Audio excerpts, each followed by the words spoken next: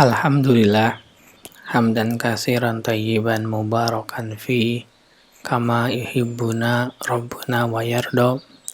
Asyhadu an la ilaha illallah wahdahu la syarikalah wa asyhadu anna Muhammadan abduhu wa rasuluhu alladzi la nabiyya ba'da amma ba'du. Masuk kita pada tafsir Quran Surat Hud, surat yang ke-11 ayat yang ke-61 sampai dengan 62. Ayat yang ke-61, A'udzubillahi minasyaitonirrajim. Wa ila samuda akhahum shaliha. Qala ya qaumi ibudullaha ma lakum min ilahin ghairuh. Huwa ansa'akum minal ard wasta'marakum fiha fastaghfiruhu summa tubu ilaih. Inna Rabbi qaribum mujib. Dan kepada Samud kami utus saudara mereka Saleh. Saleh berkata, hai kaumku, sembahlah Allah, sekali-kali tidak ada bagimu ilah selain Dia. Dia telah menciptakanmu dari bumi, tanah, dan menjadikan pemakmurnya. Karena itu mohonlah ampunannya, kemudian bertaubat kepadanya. Sesungguhnya Robku amat dekat rahmatnya, lagi memperkenankan doa hambanya. Tafsir ayat yang ke-61. Wa dan kami utus ila Samuda kepada Samud, mereka adalah Ad yang kedua yang terkenal yang tinggal di Hijr dan Wadil Qura. Akhahum, saudara mereka dalam nasab Shalihan, Saleh, hamba Allah dan Rasulnya yang menyeru mereka kepada beribadah hanya kepada Allah. Dia berkata, Qala ya qaumi ibudullaha. Hai kaumku, sembahlah Allah, tauhidkanlah Dia, dan ikhlaskanlah agama untuknya. Malakum min ilahin ghairuh, sekali-kali tidak ada bagimu Tuhan selain Dia. Tidak dari penduduk langit atau bumi. Huwa ansa'akum minal ardi, Dia telah menciptakanmu dari bumi, tanah. Yakni menciptakan kamu di dalamnya. Wasta'marakum fiha, dan menjadikan kamu pemakmurnya. Menjadikan sebagai khalifah di dalamnya dan memberimu nikmat lahir dan batin dan menempatkanmu di bumi. Kamu membangun, menanam sesukamu, mengambil manfaatnya dan mengeruk keuntungannya. Karena Dia tidak memiliki sekutu dalam semua itu, maka janganlah kamu menyekutukannya dengan sesuatu. Fastaghfiruh, karena itu mohonlah ampunannya dari kekufuran, kesyirikan, kemaksiatan yang telah kamu lakukan. Tinggalkanlah semua itu. Summa tubu ilaih, kemudian bertaubatlah kepadanya, yakni kembalilah kepadanya dengan bertaubat yang nasuhah. Inna Rabbi qaribum mujib, sesungguhnya Robku amat dekat rahmatnya, lagi memperkenankan doa hambanya, yakni dekat kepada orang yang berdoa kepadanya dengan doa permintaan dan doa ibadah, menjawabnya dengan mengabulkan permintaannya, menerima ibadahnya, dan memberi pahala yang besar.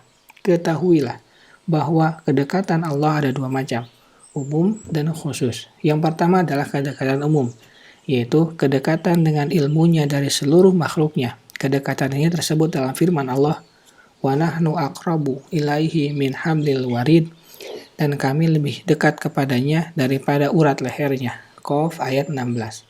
Yang kedua adalah kedekatan khusus, yaitu kedekatannya kepada orang-orang yang beribadah, memohon, dan mencintainya. Ia tersebut dalam firman Allah, wasjud waqtarib, dan sujudlah dan dekatlah dirimu kepada Rob. Al-Alaq ayat 19.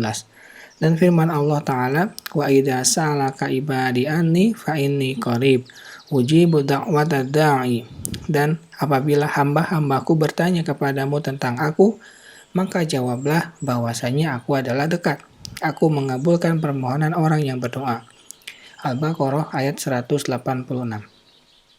Kedekatan ini adalah kedekatan yang menuntut kasih sayang Allah kepada hamba-hambanya. Jawabannya terhadap doa-doa mereka dan mewujudkan keinginan-keinginan mereka. Oleh karena itu, nama Al-Qarib disandingkan dengan nama Al-Mujib. Ayat yang ke-62, Qalu ya Salihu qad kunta fina marjuwan qabla hada atanhana an na'budu ma ya'budu abauna wa innana lafi sakim mimma tad'una ilaihi murib. Kaum Samud berkata, hai Saleh, sesungguhnya kamu sebelum ini adalah seseorang di antara kami yang kami harapkan. Apakah kamu melarang kami untuk menyembah Tuhan yang disembah oleh bapak-bapak kami? Dan sesungguhnya kami betul-betul dalam keraguan yang menggelisahkan terhadap agama yang kamu serukan kepada kami. Tafsir ayat yang ke-62. Tatkala Nabi mereka Shalih alaihi salam memerintahkan dan mendorong mereka kepada keikhlasan hanya kepada Allah semata, maka mereka menolak dakwahnya dan menyambutnya dengan sambutan yang buruk. Qalu ya Shalihu qad kunta fiha marjuwan qabla hada. Kaum Tsamud berkata, "Hai Shalih, sesungguhnya kamu sebelum ini adalah seorang di antara kami yang kami harapkan. Kami mengharapkan dan menunggu-nunggu manfaat dan pendapat yang baik darimu." Ini adalah kesaksian dari mereka kepada Nabi mereka Shalih bahwa dia masih terkenal dengan kemuliaan akhlak dan kebaikan sifat, bahwa dia termasuk orang terpilih dari kaumnya. Akan tetapi, ketika Shalih hadir dengan perkara yang tidak sesuai dengan hawa nafsu mereka yang rusak, maka mereka mengucapkan kata-kata ini, yang isinya adalah bahwa kamu, hai Shalih, adalah orang yang sempurna sebelumnya. Tetapi sekarang kamu menyelisihi dugaan kami padamu. Kamu sekarang dalam keadaan tidak lagi diharapkan kebaikannya. Dosa Shalih adalah apa yang mereka katakan tentangnya. Ini merupakan perkataan mereka, yaitu atanhana an na'budu ma ta'maya budu abauna. Apakah kamu melarang kami untuk menyembah Tuhan yang disembah oleh bapak-bapak kami? Menurut mereka, ini adalah perkara terbesar yang mencoreng Shalih. Bagaimana dia mencela akal mereka dan akal nenek moyang mereka yang tersesat. Bagaimana dia melarang mereka menyembah yang tidak bermanfaat dan tidak bermudarat serta tidak berguna sedikit pun dari batu, pohon, dan lain-lain. Dia memerintahkan mereka mengikhlaskan agama hanya kepada Allah. Rabb mereka yang senantiasa melimpahkan nikmat-nikmat kepada mereka terus-menerus, kebaikannya kepada mereka selalu turun, yang mana tiada nikmat pada mereka kecuali darinya, dan tiada yang menangkal keburukan kecuali dia. Wa innana lafi sakkim mimma tad'una ilaihi murib. Dan sesungguhnya kami betul-betul dalam keraguan yang menggelisahkan terhadap agama yang kamu serukan kepada kami. Yakni kami masih ragu terhadap dakwahmu dengan keraguan yang berpengaruh pada hati kami. Subhanaka Allahumma wa bihamdika asyhadu an la ilaha illa anta astaghfiruka wa atubu ilaik. Assalamualaikum warahmatullahi wabarakatuh.